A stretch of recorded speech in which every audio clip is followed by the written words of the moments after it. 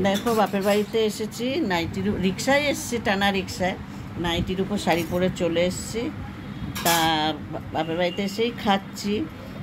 বড় ভাইকে রাখি পরাতে এসেছি, ছোটো ভাই কাজে গেছে, তা বললো আমার বাড়ি হয়ে আসবে, ওকে পরিয়ে তারপর বাড়ি যাব, ও আমার বাড়ি হয়ে আসবে। তাই দেখো এসে ভাত খাচ্ছি, উচ্ছে আলু ভাজা। এটা কী শাক গো? কুমড়ো শাকের তরকারি, আলু ভাজা, ডিমের মামলেট আর ডাল, অনেক কিছু। তাও গ্যাস পুড়িয়ে গিয়েছিল বলে বেলা করে রান্না বসিয়েছে।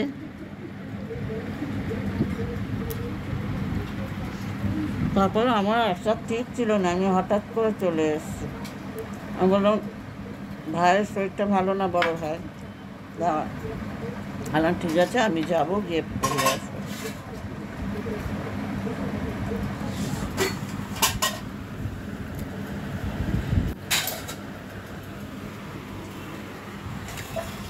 ওই যে ডাল,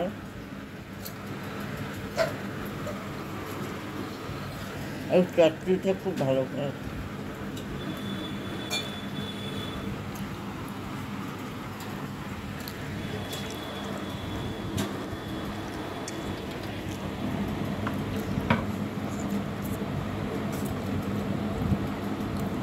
মায়ের খাওয়া যেত?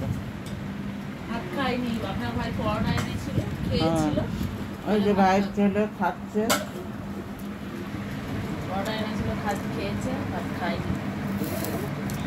ডাকলাম কতবার, ভাই বললো খাবো না।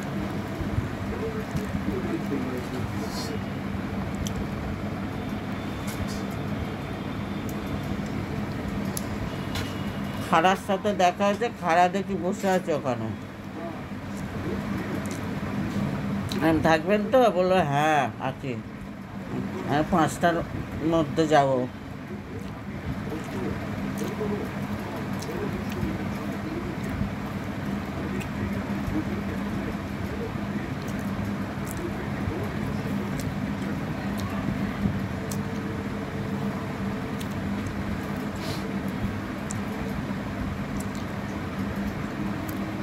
নিজে হাতে রান্না করে তো খেতে ইচ্ছে করে না। আবার অন্যের হাতে কি আলু সেদ্ধ পাওয়া তো ভালো লাগে। হ্যাঁ গো, গিয়েছিলাম আপনার ভাই, মাছ ফাছ কিছু পাইনি। ওই পরোটা কিনে আনলাম, বললো যাই তাহলে একটু শোষণা থেকে গ্যাস তো যদি দিতে আসবে তাহলে রান্না করবো। ও বাবা পাইনি কিছু, চালিয়ে চলে এলো। তাহলে ওই যদি আসে ডিম ভেজে দেবে। হ্যাঁ এই অনেক কিছু।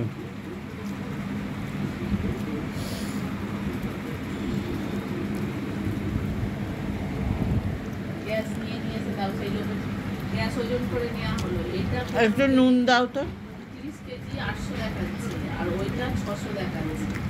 যে গ্যাসটা আবার গ্যাস নিয়ে গেলাম, এবার সে নিয়ে এসে বলছে চলো খেয়ে নিই, পরে তারপর দেখা হচ্ছে। বলছে কি আমি আর নিয়ে